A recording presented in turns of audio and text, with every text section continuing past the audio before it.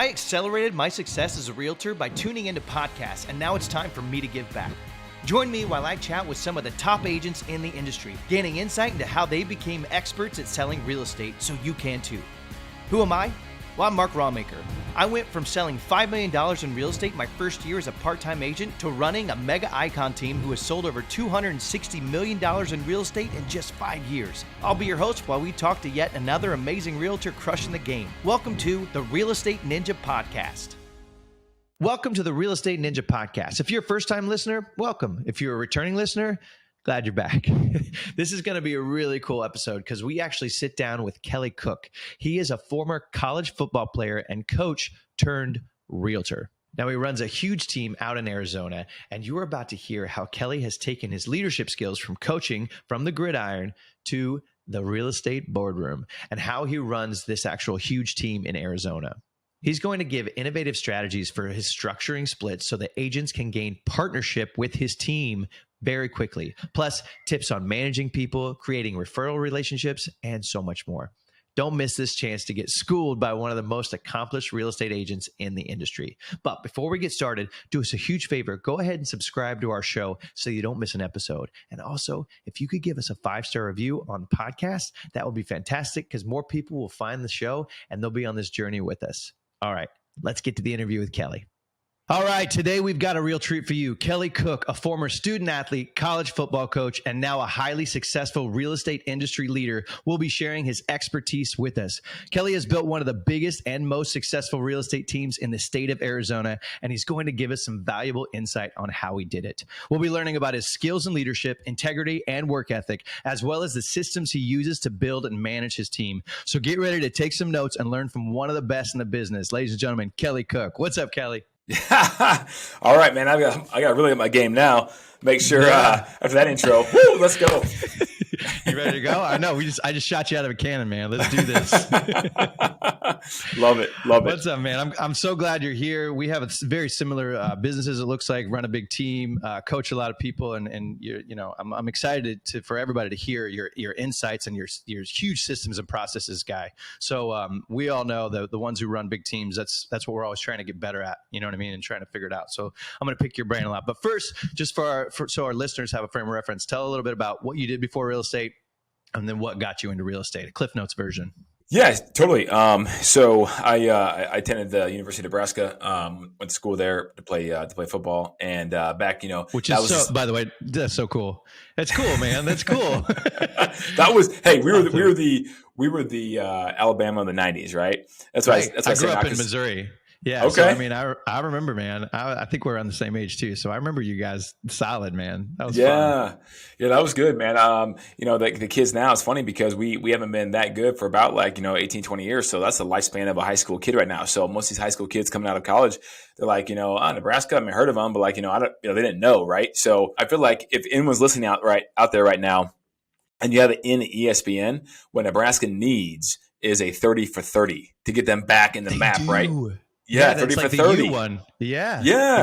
That way these kids coming out and be like, oh, wow, I didn't know Nebraska was like that, Oh, they were so badass. They were so good.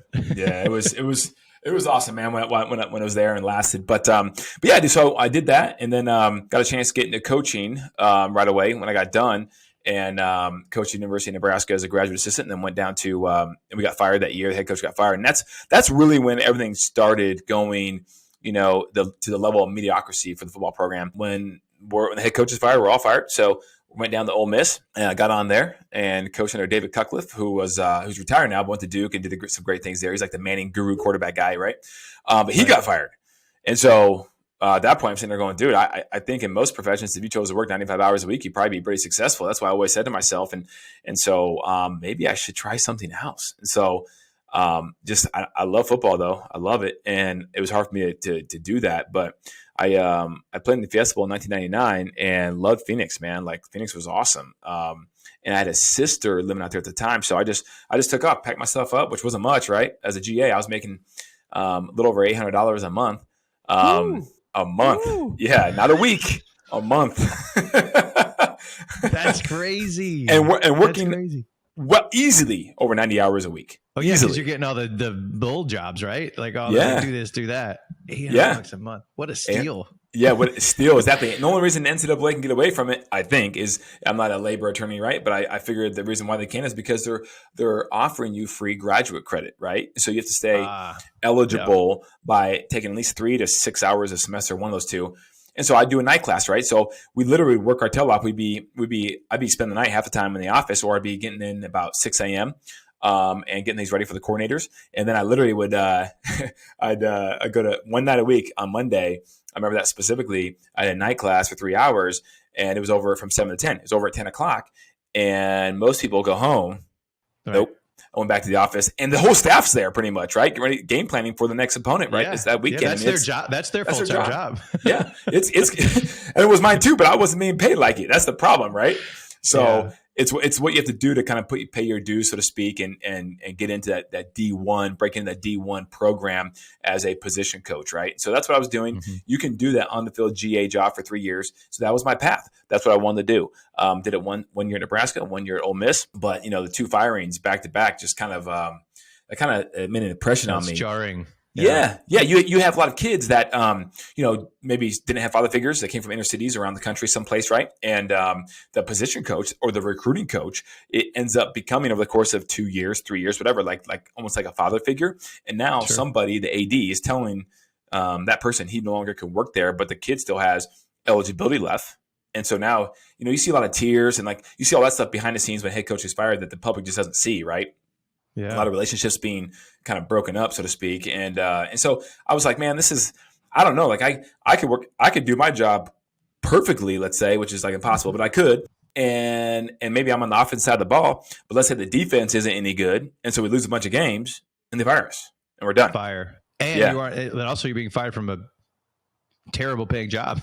Well, yeah, that too. Terrible paying job. So you're like, do I get back on the horse? Like, what? This feels terrible. I mean, and I'm a huge football guy, but that sounds awful. Yeah, it was. And so I was just like, I'm gonna take 1 year off, and if I don't figure out something else, I like or whatever, then I'm going to get back into it. Yeah, you might be a little behind the eight ball a little bit, right? Taking that 1 year off, it's not ideal as a college football coach, but I'm going to do that. And I had a place to come in Phoenix, right, to have a bedroom, my own bedroom for free at my sister's house, right? Because she was married at the time with a 4-bedroom house here in Scottsdale, Arizona. So I'm like, I'm going to take advantage of that because I love Phoenix. So I did that, came out here. We were fired the first weekend in December of 2004. And so I came out right before Christmas of 2004, a week and a half in front of Christmas. Picking out they waited to get a Christmas tree, right, until I got there. And so I'm out there with a tank. I remember a tank top and shorts, picking out a Christmas tree. I was like, this is weird. This is weird. Yeah. So it was awesome. So then you did that, and I believe that you were an NFL agent, right? If I'm right. So you took on that path. So you became a dual agent. You're a real estate agent and an NFL agent, right? Which again, like you guys look up Kelly, because it's like most real estate agents don't have this story. So it's super cool that you've gotten to where you've gotten to. So you became an agent. You did it part-time a little bit. When did you become full-time, and were you a single agent? Were you on a team? Where did that come in? Yeah, I started in 2005 real estate and as an agent, right? And the reason I did it is because at the end of the day, I wanted to be an NFL agent, like you said. And so I was aiming towards the goal. The only problem with that is you had to have the NFLPA mandates. It's pretty strict. Which, by the way, real estate could take a page out of this book. I'm just saying, right? But they mandate the license. Yeah, absolutely, right? I mean, they mandate the licensing. So you had to, at the time, not sure what it is today, but you had to have either a master's degree or a law degree, or you had to get a variance or an exception through a board based on, quote unquote, having significant negotiating experience, maybe like a boxing promoter for 20 years, right? Yeah. That kind of thing. So, and then if you don't negotiate an active 53-man roster player's contract once every 3 years, they pull your license. So that's cool. I like that. Yeah. So now I'm sitting there going, okay, hold on here. The real estate industry they could go, okay, let's see here. You got to sell at least 6 homes a year. And if you don't, have, I don't know, pull your license. some sort of, Yeah, exactly right. And if you have to go to school for a year, real estate school, right? Because the 9-day crash course or whatever it is in these states, right? I mean, it's silly. So if they were serious about upping their game and getting just a really good quality, or a lot better quality of agents serving the consuming base, that's what they would consider doing. Yeah, that's a whole nother podcast, man. We could talk about that for an hour and a half. Especially they're all starting to leave now. All the ones that don't know what they're doing. Yeah, so they all in for the wrong reasons, right? Yeah. Make some money. Right, make some money. Yep. So were you on a team? Were you single agent? How that when you became full time into real estate, right? When your NFL dreams finally, when you saw that, oh, maybe I should actually sell homes, and that's where my passion is. Yeah, always an individual agent, and I would have joined the team because I'm the sports background, right? I 100% would have done that because I was craving for some mentorship. I was a guy who would drive 1 hour one way. Because someone just said jump, and I would say how high, and I go 1 hour one way. I did it a couple times. I drove 1 hour one way, 1 hour back, and then the same day went back again. And I don't think the person was even pre-qualified. Just because. Right. Yeah, you're like, I just want to in. I just put me in the game, right? Yeah, working hard and long hours was not a problem, right? I just tell me how to do it. I don't know how to do it, right? And that's a big, like I said, that could be another podcast as well. But I was an individual agent just because teams back there in 2005, I didn't really know of any. I'm sure there's some out there, but it was a very small contingent. Yep. And I just didn't know any better. So I had my best man at my wedding, a best friend, Josh Brown, was a kicker in the NFL for many years. And he had a buddy named Tom Ruin. Yeah. Tom Ruin was a punter who won. Josh Brown, yeah. And Tom Ruin won a couple Super Bowl rings with the Broncos back with Elway before he retired. And they were on the same team in Seattle for the Seahawks. And Tom Ruin, had a license because he had some people coming down, from Denver to Arizona because big second home. He just randomly had a license, whatever. And he's like, "Hey man, come to this place." This little small boutique broker. So I just said, "Okay," because they're football guys. And I just went with what they said, right? Yeah, I didn't know. Yeah, man. Yeah. So I'm like, okay, cool. So I went there, and then that place, fast forward about 3 years later, went bankrupt when the market, crashed. But sure. But yeah, so just stayed as an individual, trying to figure it out. Then what year did you actually? Because I know we chatted about this a little bit, but like you know how to hire people, and you did that. So you read the MREA, right? You read that book. So I've written that. I think a lot of people have read that. So that's a good one to start. But what year did you start your team, and what was the reality of it against what was the vision of it, right? Yeah, absolutely. Okay, great question. I made a lot of mistakes, right? So yeah, Mark, I think in that situation, what I remember correctly, I started it out of the short sell boom. That's where that's fun. That was the precipice, right? I was just kind of wandering around aimlessly, just working hard but not smart. And then I when that little boutique brokerage went under, I went over to Prudential, which is now Berkshire, and a few other agents from that brokerage went over there. So we kind of joined like a little group, but it wasn't a team. It was just like a bunch of people just kind of like, in the same office, right? Yeah. And then the short sale started happening. I was a guy who kind of started earning that reputation because I was willing to just, like I said, working was not the problem. I was single and just grinding. And so calling the banks and all this stuff, right? And the brain damage there, I was doing all that for people. People were just giving me their short sales, right? You don't have to give me a referral fee. Just do this thing. I'm like, all right, I'll do it. And so I was doing that. And then because I started doing so many of those, I needed some help. And then I actually hired my first hire was my wife, believe it or not. There you go. Which actually was believe it or not, was actually a great hire. You can't fire her, so yeah, you can't. It's a lifetime. It's a lifetime employee. Yeah, exactly. And she has that. She is that personality of not being not a salesperson, right? More, she loves the spreadsheets and operational stuff. So that was a great hire, but only lasted about a year because we had our first child, and so we decided that she was going to stay home and do that. So I had to actually be a real business owner, or at least try to act like one and hire a real person that was not my related to me. So I did that. And then I hired quickly after that. This is probably 2010. And in fact, it was. And then I hired a buyer's agent. And then, if you read the MRA book, which I don't know if I read it before I started doing this, then it got introduced to me and I finally started doing it. But then I hired my first buyer's agent. It did okay, but I didn't have the systems. I didn't have the stuff down. We were trying to, So you just hey, shadow me. When I started my team, I just literally invited the new agent over. I was like, I'll just tell you about some real estate. It was so now we have all these systems and process. So was that yours? I feel like I haven't met somebody who's like, oh, let me build it out first and then I'll do it. It feels like it's all the same story. Yeah. I was just like, fart in the wind. See Yeah. you know what I mean? So like, so it's the same thing. So how did you train that person, and what did it look like? And was it a complete disaster, or did you take some successes from that? It wasn't a complete disaster. I'm a big believer that you either you learn or you win or you learn, right? You don't. There's no losses really. You have to just learn from it. It took me a while to learn that, but I got that concept. So it wasn't a complete disaster. The guy was a great guy. I expected everyone else to just go work hard like me, because if you do that, you're gonna get. I mean, I was doing okay. Okay. You're just gonna bump into some things, right? And you're just gonna figure it out. And I quickly realized that's not how most people are wired. And then of course you do the DISC test, right? The personality profiles. Sure. And you start figuring out that these high driver people personality types are only about 5% of the population. And I had no idea, right? And so I didn't have the systems. So I had to roll with that. But again, going back to the fact that if you read the MRA book and you actually realize that the research has been done for you on how this should work, you would know that your second hire after your first hire should be another administrative person. Right. So that was 2010. Let's fast forward a little bit, because your team is high functioning right now, and I want to understand how and why and where and when. So right now you said you have 29 agents, and you're all in. Are you based in Scottsdale? Correct. We are. Scottsdale. Yep. So are they all in Scott? Is that where you do all your business? I mean, obviously. Good question. Yeah, good question. So out of those 29, we do have staff, right? For support for the agents. And we do have a small commercial division. And the kind of cool thing about that is my sister, who came over from Marcus Millichap, a while back, she actually runs that. It's comprised of 4 individuals, and they're all ladies actually, and they crush it. They do really well. It's a different model. They run a national model, and their niche is medical office for the most part. And she's out of Chicago.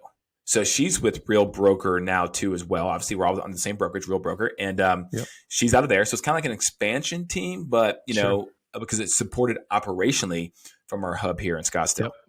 Yeah, my model is similar to that, because we have the other cities as well. Yeah, that's awesome. So how many actual real estate agents that are producing on your team? We have about 19. 19.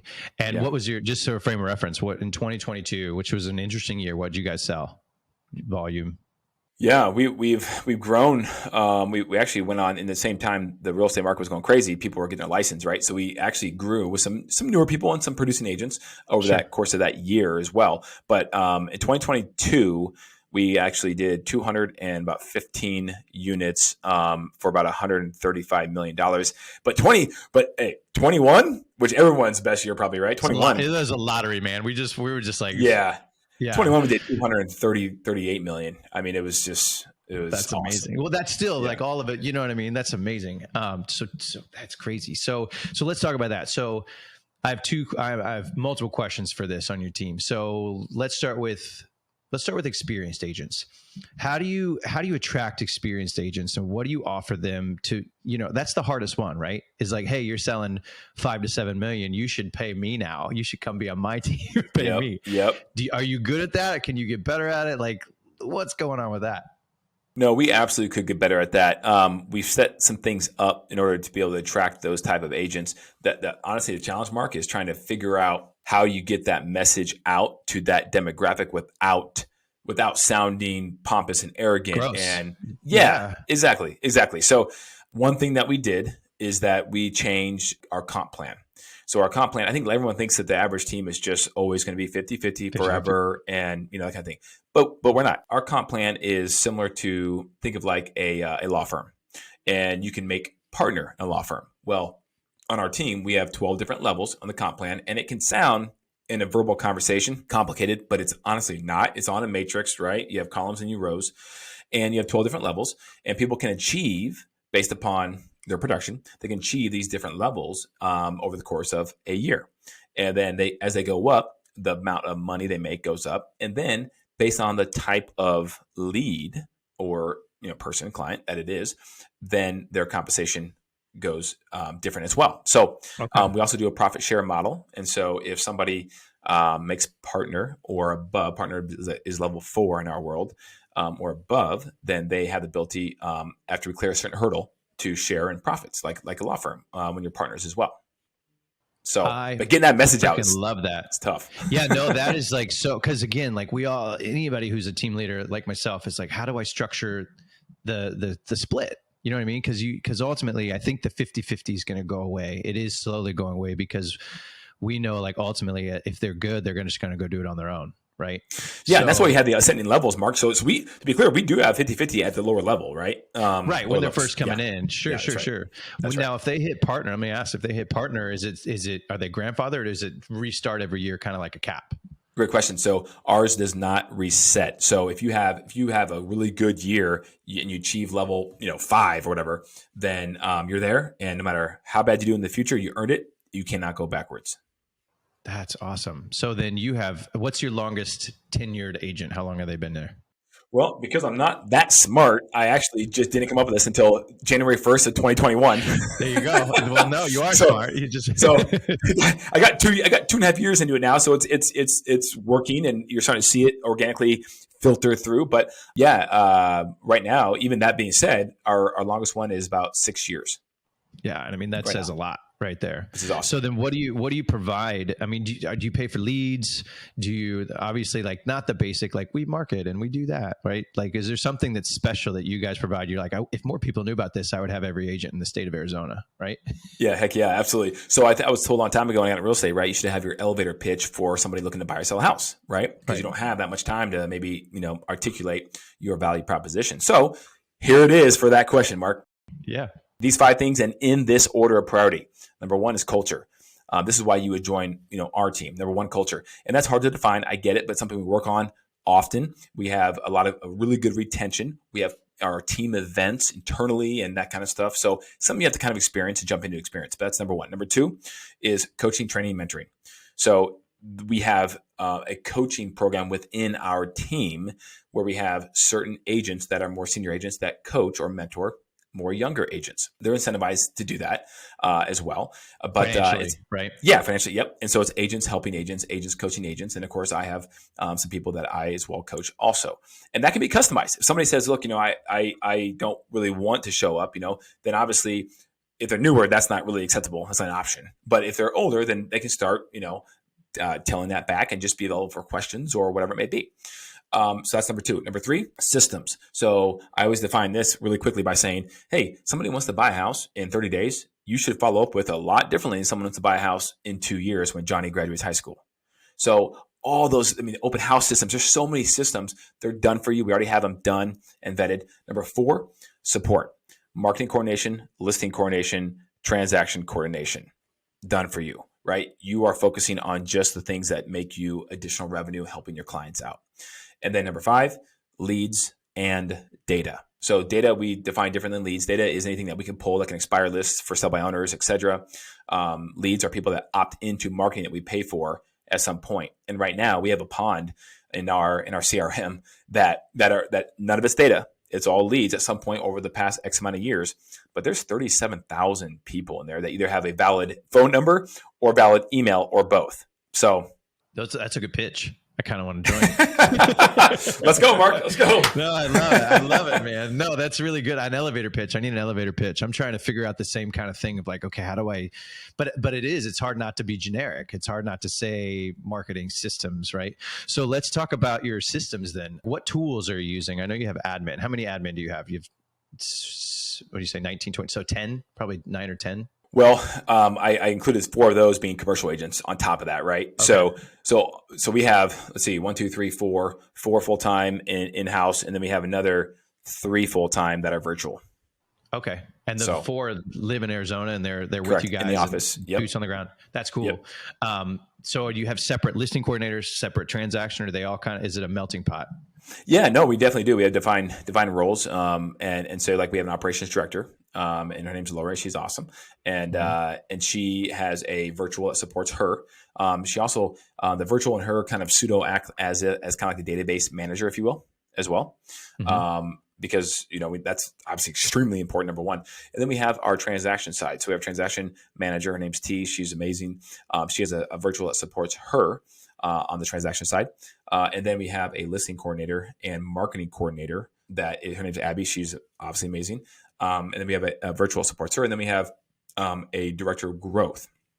Dave, who's incredible. And so we have him as well. And so that's how we're kind of structured.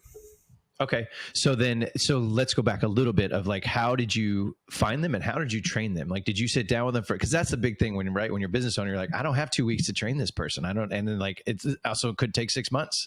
So how did you get to that point? So through a lot of failure. So we do have a Google Drive, right? We have Google Drive. There's a great book out there that's pretty common now, but Traction by Gino Wickman. And he talks about these main root folders you should have, or root, table of contents that you should have in a operations manual, if you will, whether it's virtual or whether it's in paper. And we have one of those is HR. And so under HR, then we have several subcategories, and hiring practices is something that we have documented now about what we do when we have to hire. Now, the good news is, knock on wood, we haven't had to do that for a while. That's the good news. Yeah. Did you do that? I mean, you're obviously you work all the time and you're a hustler. Did you do all that to build it out and then be like, all right, let's bring people on now? Or was it kind of in real time? Yeah, in real time. I wish I was that smart, but if you're listening to this, right, and you're just think with the end in mind and start doing the opposite of what me and Mark did. Yeah, right. I just was like, I need this tomorrow. Let me just do this real quick. Mm-hmm. Dude, that's cool. So, okay. So new agents, what, real quick, I want to go back. Do you guys use a platform and technology for transactions workflow? Like, is there one that you're like, this is my favorite, we use it all the time besides Google Drive? Yeah. And this is going to, so we had Google Drive, but this is going to blow your mind. Right. But I'm telling you, if you actually use it for these two things, we tried them all. It's better than anything we've tried out there that we're aware of, at least. And that is good old Top Producer. We use Top Producer for escrow and listing management only. That's not our CRM for our team, but it is the workflow in terms of how we have it built out. And then when you log into your database or the Top Producer, the dashboard every day, the whole point is you could have amnesia and log in and know exactly what you have to do today, how many closing to-dos and how many listing to-dos that you have. And it's all just bam, bam, bam, bam, bam. And you check them off as you do them. And you built that out through time as well, right? Oh yeah. Failing forward and being like, oh, let's add this task, or we forgot. And then for project management, we use Asana, and we have Slack as well. They integrate together, which is kind of cool. And so we use that for internal stuff with the team. Yes, Slack and Asana is great, and I use Notion for my stuff too. It's all this productivity tools are just like, I just love them because it just makes our lives easier, man. The automation is sick. Exactly. So Top Producer, like your admin are on it, but your agents aren't. Then correct. That's right. Cool. Ooh, that's some good knowledge. Now I gotta know what to research when I'm done with you. So I'm telling you, it does a great job, and it's still pretty cheap. Yeah. So then new agents come on. What does that process look like? How do you hire? Is it a process? Do they have a trial period? And then how do you train them? Yeah, for new agents, good question. We have what is called a redshirt program. I'm kind of a sports guy, right? So the whole redshirt, right? Crazy. So before you get in the field, you got to do a couple things, right? So that's what we do, and it's our 90-day program, and it's literally built out right now. Nothing fancy. We were going to at one point kind of transition it over to, I believe, Kijiji or something like that. Some of these platforms, but instead of being super fancy, we literally stuck with our Excel. So we literally have an Excel spreadsheet or Google Doc, and it's simple as just checking the box. So the first week when you first come on is built out exactly what you're doing during day 1, 2, 3, 4, 5, and then some links of things to do for homework as well. So, and then the next day you have to come in and actually answer a couple questions as the quote unquote test to know if you actually did the homework, which is super simple. Sure. And that way we know they're actually tracking. And then after the first week, the spreadsheet goes down to the first month and the second month and the third month, because really after the first week, you get into the flow of doing lead generation and what you should be doing anyway, even when you're somewhat of an experienced agent, right? Mm-hmm. And then we have things on there too, like milestone task, books. You should read one book in month 1, one book in month 2 and 3, and we have those laid out for them. And so literally it's just following that system. Something as simple as one of the things on like day 1 of week 2 is go to Amazon, Walmart, Target, and buy a 4-legged, nice looking, cheap card table with at least one chair, and that's your open house table with a black, if it's not a nice table, then get a black tablecloth and put that sucker in your car and drive around with it in your trunk, right? Whatever, right? And that's your storefront. So all these things are thought out to where they have to just check the box, right? Yeah. And then the numbers are built out too. So they know exactly how many contacts. We focus on opportunities, which some people call nurturers. And if they just hit those numbers, the conversion ratios from all that to like appointments held, appointment set, closings, et cetera, they are very, very average because you're new, right? Below average, really, because you're new. Yeah. And if you hit that, you know exactly what to do in order to have 3 deals in escrow under contract in 90 days. So then if they don't hit that, if they don't hit 3 deals, that's the standard, right? I don't like to say rules. Those are the standards. Yeah. Then is it an easy conversation? Is it a hard conversation? Like, is it pretty just laid out where you can feel it coming? And like, how's that look? Because that, again, 87% don't succeed, right? So even with good training, it's just the way it is. So how do you let them go? How do you talk to them about that? Yeah. So one of the milestone tasks at the end of month 2 is you should have at least one deal, one of those 3, because it takes a while to get that snowball rolling, right? Yeah. You should have at least one of those 3 deals under contract, whether it's a listing agreement signed or a buyer deal in escrow by end of 60 days. And we put it on there in big green highlight that there's a warning, kind of like a warning, if you will. That sounds terrible, but like a warning at the end of 30 days that you should be at this milestone task. And, and because you have to have one under contract at the end of 60. And if you don't have one at the end of under contract at the end of 60, it's not like, it's not like you didn't see it coming. Now, but we always say this: if somebody's truly busting their tail, they're showing up, they're doing the activity, and it's just not working out for them for whatever reason, because maybe it was like December of last year and everything was like really slow. Right. Are we going to show them the door? No. There's exceptions to that, right? But that's when you can coach them and figure out what the problem is, right? That's it. Yeah. Okay.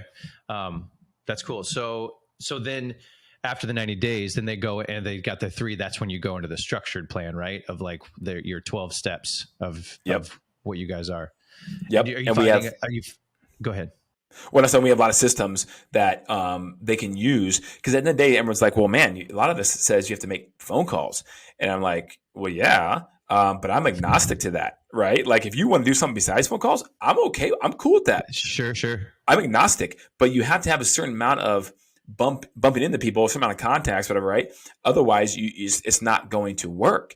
And so if you can show me other ways, now can you have different spokes in the wheel to get to, absolutely. But at the end of the day, if you do open house 7 days a week and your number is you need to have 15 opportunities for that week to stay on track, and only one person all 7 days comes in your house, open house, right? And like half of them said, I got an agent, so that doesn't even count. How else are you going to get those contacts or opportunities, right? And so that's where the phone becomes the most efficient tool. Right. And then so you're giving them FSBOs, expireds, and online leads, correct? Yep. We're doing the data list that we do is FSBOs, expireds, canceled. We do $0 transfer list. We do probate, and we do absentee owners under the age of 65 and absentee owners over the age of 65. Okay. And the pond. So you're getting 37,000 people. So really the people that don't succeed in your training are just ones who don't want to do it ultimately. Bingo. Because you have no shortage of data to call or knock on someone's door or whatever, right? You just don't. Now, as a team owner, do you feel like, because we all debate on what we spend a month, right? And it gets higher and higher and higher. We're like, this is insane. I'm spending this much money. You know what I mean? But you're also getting the money too. So I'm curious, do you ever question those costs? You know what I mean? For new agents only. Like, how do you rationalize how much you spend on new agents, right? Yeah, that's a great question. And truth be told is I don't parse that out. What I do parse out significantly is a 10% marketing budget of gross commission earned of revenue, right? But in terms of taking that 10% and saying, okay, I want to spend no more than 4% of that on just new agents, I don't do that. And maybe that's not something to do. That's a great question, but I don't. Yeah, I'm still trying to figure it out. You know what I mean? It's always that, like, what do I do? What do I invest in? If they're investing in me as a team leader, how do I take their money? What do I invest in to make the decisions for them? Right. So a lot of it comes back to, you know this, Mark. A lot of it comes back to accountability, which I heard the saying a long time ago. Talent loves accountability, and so if they're like fighting it, they're probably not that talented anyway. And so then you got to question that whole thing. But if they are like, yeah, help me out, let me know what I'm doing wrong. Right. Yeah, you're right. I didn't hit that number, so I'm going to hit it this week. And what would have to change in order to do that? Well, I'm going to think about this and actually tell you as the coach or mentor the answer so that it's more profound. And so if you can help them on that, and they know that someone cares and is actually paying attention, then that's over 50% of the battle right there. Right. I could keep talking about this, but I want to switch subjects because you're also really good at video. So I'm a huge video guy. I used to be a professional actor, actually. So when I got in the business, That's awesome. Yeah, everybody was like, do video. I was like, that's the job. Yeah, I can do that. I can do that. Yeah, it's great. Let's do video. But I love watching other people. I love seeing people succeed. But you've kind of created a really cool YouTube presence in your local area. So I want to just like, when did you start doing it? When did you start finding success? And then I want to ask about your execution of it too. Yeah, absolutely. Okay. So I wish, you always wish you would have done something earlier, right? And I wish I would have done that. I kick myself all the time thinking, what was I thinking, right? Because I love being in front of the camera too. And the reason I didn't do it, for a lot of reasons, right? I would say a lot of it was because I was wondering, what will some people that don't really maybe care about that aspect of real estate or whatever think? There you go, right? And I thought that too. And so that kept me from actually not being scared of it, but just not making it a priority. Yeah. Well, finally, not putting it on the top of the list. It's just always on the list, right? And you just pass over it.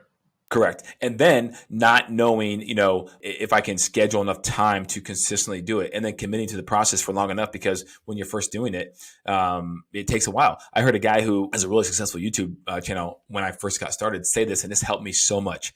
And he said, and he's good on camera, right? And he said that it took him, I think, 81 videos before he got his first phone call or lead.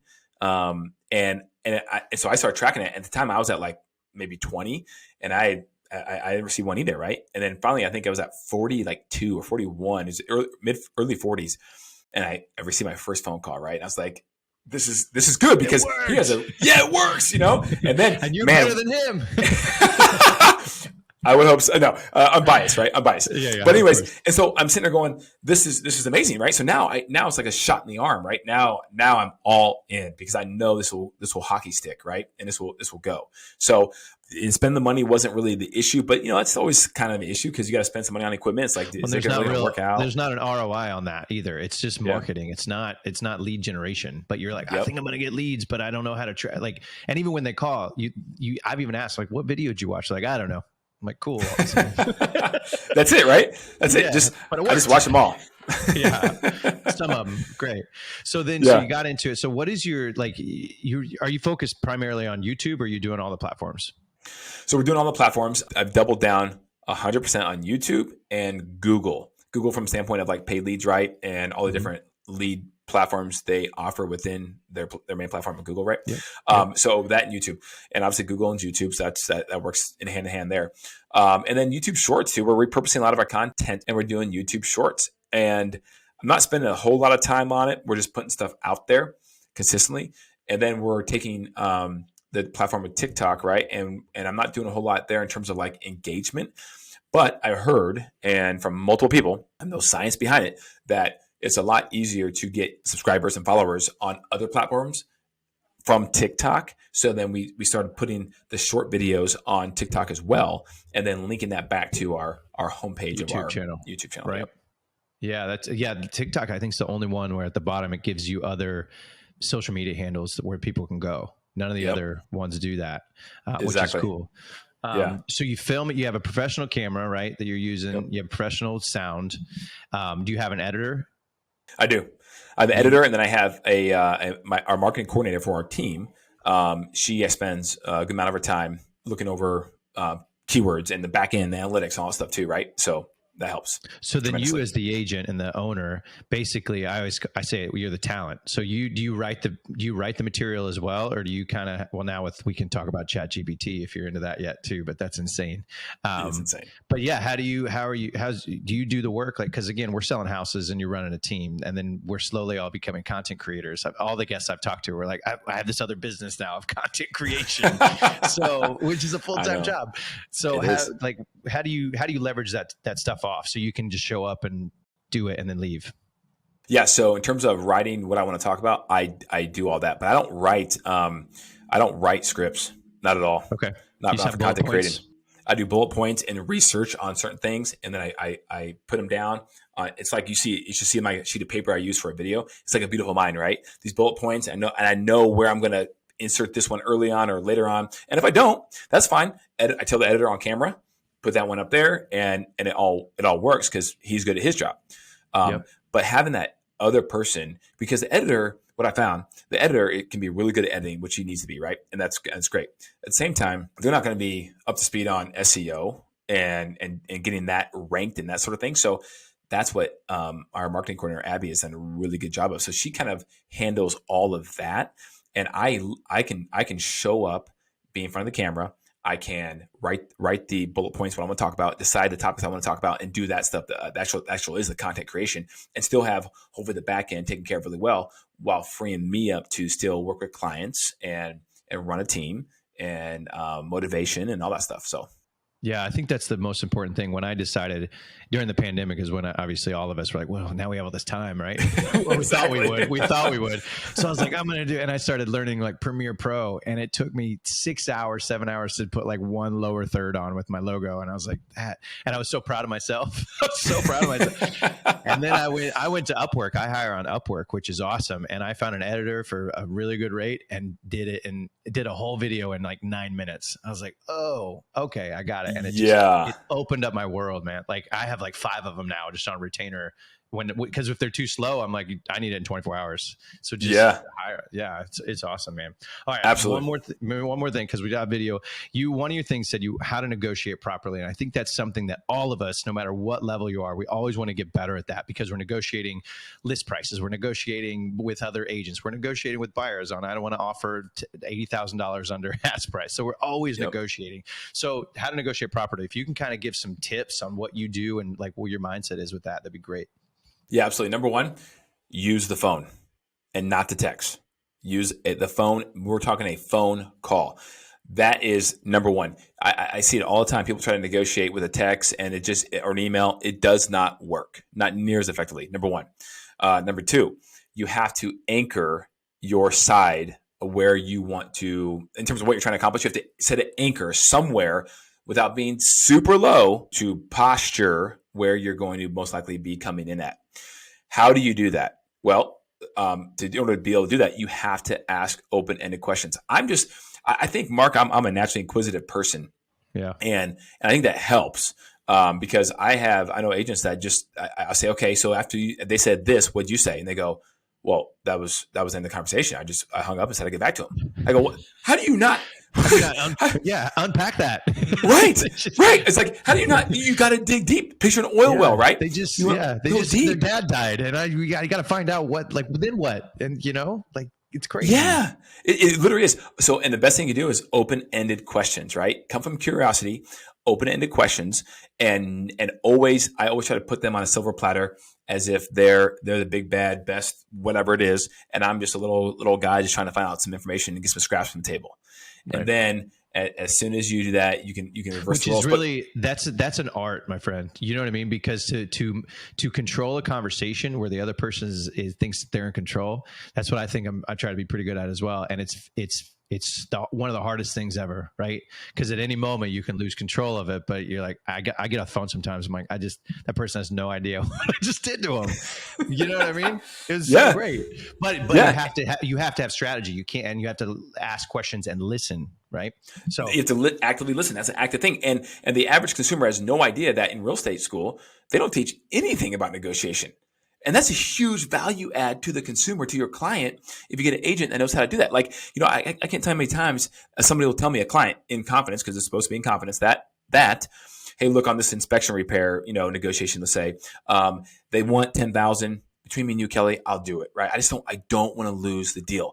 And the average agent will give that information up on another line if you ask them questions, or they won't even try because there's they have no confidence in their ability not to blow the deal, but still try to get that deal done. And so if I can get them to go down to $6,000 and accept it, in my mind, I'm like, I just saved the client literally $4,000. That is awesome. And trying to tell those stories, and which is what you should do, tell those stories to future clients to try to have them retain you or work with you is huge, because I can't tell many times, Mark, that, and this is not to brag, but like the other agent just said something in an open-ended question and answer, and I go, okay, I got it now. I got it. And then they don't know that right now. 2 days ago it happened to me. That's like, it. Why'd you say that? Right. You shouldn't have said that. You're supposed to be representing your client, and you're supposed to be a fiduciary. You just literally told me exactly what I need to know so that I will then save my client an extra $10,000 or whatever. Yeah. So, and that's hard. That's sometimes that usually is so hard to portray to the seller, right? And like, they're like, hey, can you do it for 5% or whatever? And you're like, well, it's not just these cool pictures I take. The video I do. It's like, this is like, wait, I wish you could. I always say, I wish that to my other agents, I'm like, I wish they could record me talking to other agents. Just like, this is what I spent an hour on the phone for you, and you have no idea how I just did that, or how bad the other one was, right? And then the other seller, the buyer, I'm like, man, you picked the wrong agent. You picked the wrong agent. There should be like 200 of us. You know what I mean? Yeah, exactly. And it's just not. And also too, keep in mind to our viewers out there, negotiation is not being an enemy of the other side, right? In fact, it's just the opposite. Cooperating is the best negotiation, trying to get to a win-win, trying to make them believe that you're on their team, even though really you're not. Yeah. Well, and you're all on the same team to get to the same goal. That's what's cool about real estate. Everybody's going to buy the house and sell the house, the same house, right? We're not arguing about it. It's all, everybody's happy at the end of the goal, which is, it's not like court, right? We're not. So, but at the same time, there's little nuances in there. That's amazing. Yeah. So negotiation, that's great. I could still talk to you about that, but we only have a few minutes left. Real quick, I'll just drop one book. I'll just drop one book on that real quick, Mark. If you've heard of it, it's called Never Split the Difference. I haven't. Never Split the Difference. Okay, it's awesome. On negotiation, this guy dropped so many good bombs, right? And it's something you kind of know, but he quantifies it. So good book. Well, let's wrap it up. I do know that you moved brokerages recently. This isn't a brokerage podcast. We don't usually talk about it, but you said something, so I'll let you say your thing. And then if anybody wants to reach out to you, you seem like a dude. You're such a smart dude and just a down to earth guy. So I'm sure, just like me, like if people reach out, I'm like, I got pay it forward. Everybody helps me. I can help people too. Yep. So go ahead and say what you need to say. Yeah, no, definitely. I was at the small boutique brokerage, then the Prudential, and then I read the Red Book and said, holy crap, this makes a lot of sense. I need to just go to the brokerage that has the model, because it's the easiest model to work in within that system of how to run a business. So I went to Keller Williams, guys, and loved it. Was with Keller Williams for 12 years almost, and loved it. There's a lot of really good things about it. But I think the real estate industry, the brokerage industry is rapidly changing. The environment is changing. And if you have the ability now to actually get compensated and be aligned with a model of a brokerage in multiple different ways for doing the same job you're already doing, I don't know why anyone would not do that. So we chose to go to real brokerage. The light bulb went on for me. It's when I'll say this story really quick. I literally had a guy I respect tremendously, who's a financial advisor who doesn't care about the brokerage world at all. But he texted me one day and he goes, hey, this company, he was talking about a previous cloud-based model brokerage. What's the deal with this stock? And I told him, hey, they give stock awards, and you can earn stock for doing your job and being a good producing agent and a good, agent culturally with the team and blah, blah, blah, blah. And he goes, does Keller Williams do that? And I wrote back, no. And he wrote back, so why are you with Keller Williams?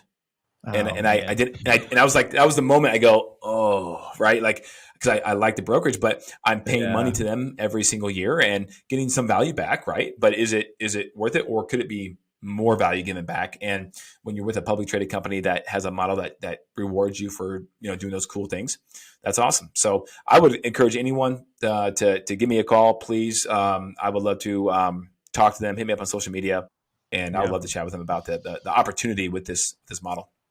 Yeah, man. And real broker. How people can find you on Instagram, YouTube? What are your handles and all that stuff? Yeah, it's Kelly Cook Homes at Kelly Cook Homes on Instagram. Please, I'm big on that. Facebook is obviously Kelly Cook, so let us know. And then YouTube is Everything Phoenix. Everything Phoenix. All right, everybody subscribe, because he does some great videos. Great videos. Well, thanks for coming on, man. You've been a joy, and I've learned a lot. So I'm sure a lot of other people have too. And I really appreciate your time. And thanks a lot, man. Hey, Mark, I really appreciate it. It means a lot. All right. Hey, thanks for tuning in for that one. That was a good one. Man, Kelly is a cool, down-to-earth dude. I want to hang out with that guy. I'm going to hang out with that guy. I like his structure on his split. That's very interesting, and I'm going to think about that with my team. Super cool. Super cool. Kelly gave a lot of insight, and we appreciate you for being on the show, Kelly. We also appreciate you for listening. So again, if you haven't subscribed yet, go ahead and subscribe so you don't miss an episode. And if you could give us a 5-star review, we would love it. You know why. All right, guys. See you on the next one.